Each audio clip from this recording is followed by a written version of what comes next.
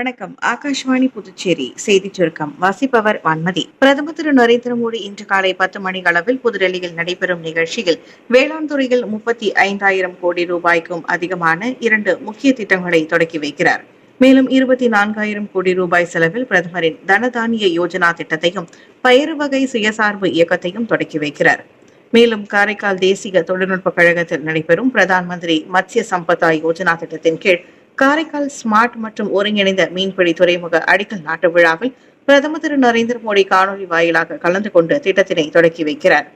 இந்நிகழ்ச்சியில் புதுச்சேரி துணைநிலை ஆளுநர் திரு கைலாஷ்நாதன், முதலமைச்சர் திரு ரங்கசாமி, சட்டப்பேரவைத் தலைவர் திரு செல்வம், உள்துறை அமைச்சர் திரு நமச்சிவாயம், மீன்வளத்துறை அமைச்சர் திரு லட்சுமி நாராயணன், வேளாண் துறை அமைச்சர் திரு ஜெயக்குமார், குடிமைப் பொருள் வழங்கல் துறை அமைச்சர் திரு PRN திருமுருகன், சட்டப்பேரவை துணைத் தலைவர் திரு ராஜவேலு, நாடாளுமன்ற உறுப்பினர்கள் மற்றும் அதிகாரிகள் கலந்து கொள்கின்றனர்.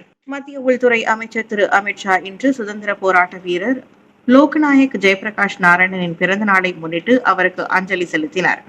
இதுகுறித்து அவர் வெளியிட்டுள்ள சமூக ஊடக பதிவில், சமத்துவம், சமூக நல்லிணக்கம் மற்றும் நீதியின் கொள்கைகளை நிலைநிறுத்துவதன் மூலம் இந்தியாவின் ஜனநாயக கட்டமைப்பை அவர் வலுப்படுத்தியதாக குறிப்பிட்டுள்ளார். அமைதிக்கான 2025ஆம் ஆண்டு நோபல் பரிசு வெனிசுலாவை நாட்டில் ஜனநாயக உரிமைகளுக்கு போராடிய மரியா கொரினா மாச்சடோவுக்கு அறிவிக்கப்பட்டுள்ளது.